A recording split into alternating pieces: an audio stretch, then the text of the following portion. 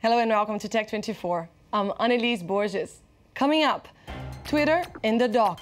A French court orders a company to hand over names in the case of anti-Semitic messages.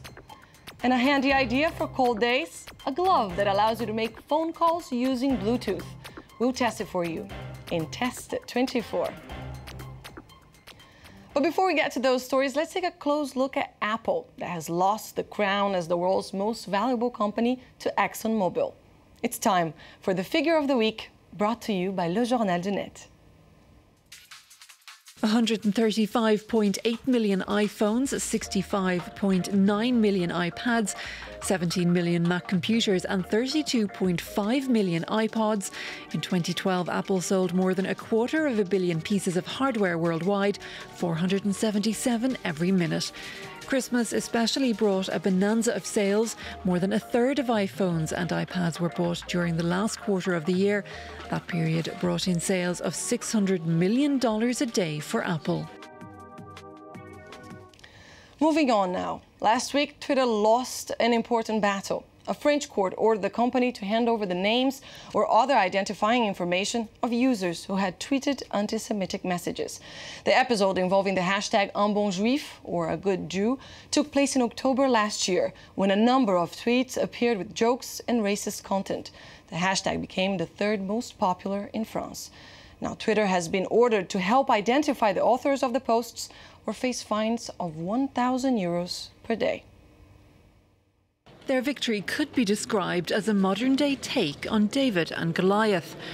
Last week, the Union of Jewish Students of France and several anti-racism groups won a drawn-out legal battle against the media giant Twitter.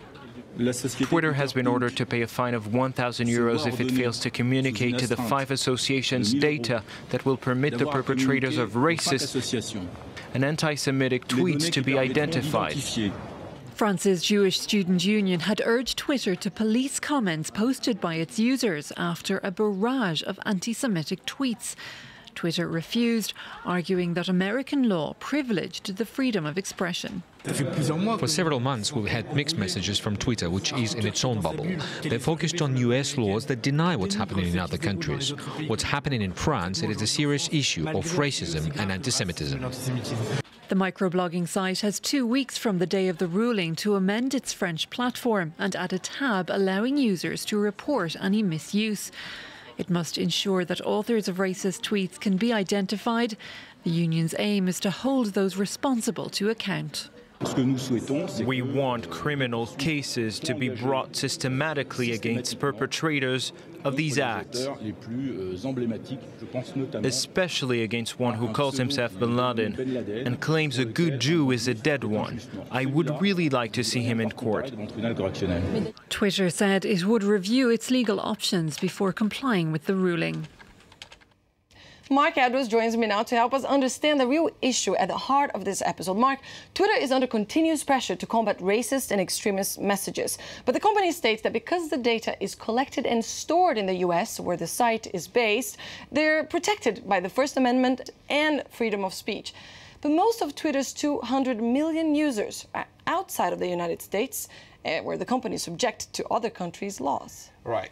And let's not forget that Twitter does have its own policies and its own service agreements that dictates that if an individual using Twitter's services breaks the laws of a country or breaks the laws that Twitter have put in place within their own services, then they can shut down that person's Twitter account. They can get rid of the actual tweets, and so they've got country-specific shutdowns. And so it's not like they're not. At the end of the day, what is freedom of speech in the US is not necessarily the same in France.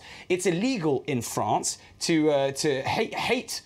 Speeches are illegal in France, whereas they're not actually illegal in the US. So from Twitter's point of view, they're doing what already enough, they feel, to be contacting that. And especially the fact is, Twitter feels that the freedom of speech is one of their key USPs, one of their key unique selling points, that they are able to give a platform for free speech. And ultimately, there's a paper analogy I'd like to use. Twitter has no presence in France, absolutely none. It doesn't have an office, it has no employees. Historically, a French court of law is pursuing a US company. What it would do is would go to an office, to the Paris office, let's say, of an American company, get all the paperwork and use that in their case against that American company. They can't do that in France. Twitter has no business, it has absolutely no office and no people to be pursued. So what's likely to happen in this case of the good Jew? In this case, they will probably comply. There are a lot of examples where they have allowed personal information to be brought out. There was a case where the UK government actually pursued in a California court of law a specific Twitter user who'd been abusing council members back in the UK, had been really defaming a lot of council members. And because of that, Twitter handed over that information. So it all depends whether France really pushes this through. If they push it through, I believe Twitter will give the information, and if anything, Twitter doesn't want to be known as a company that promotes hate crimes and hate speeches. Thanks for that, Mark. We'll move on now, because it's time for Test 24.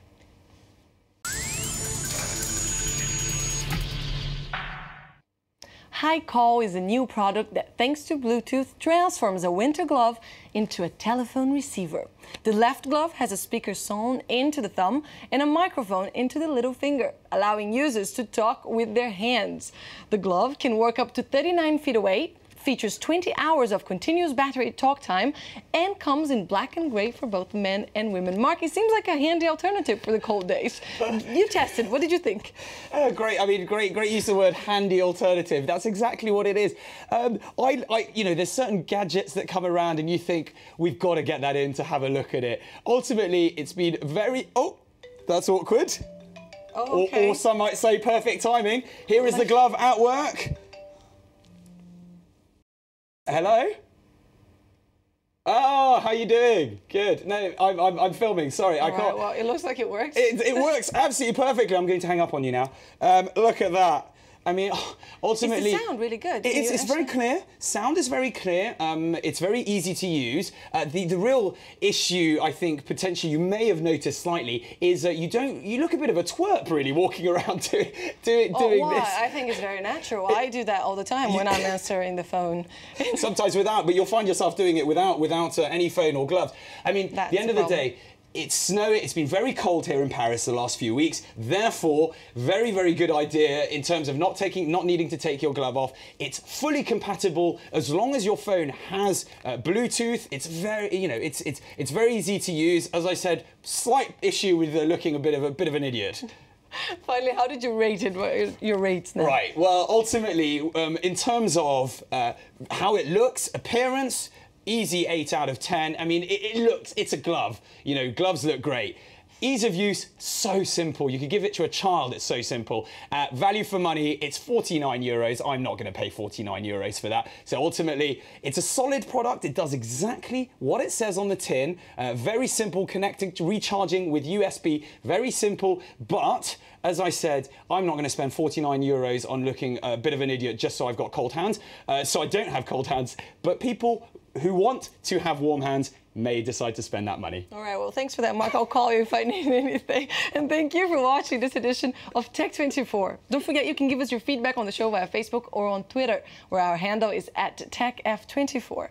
And we leave you today with images of hybrid air.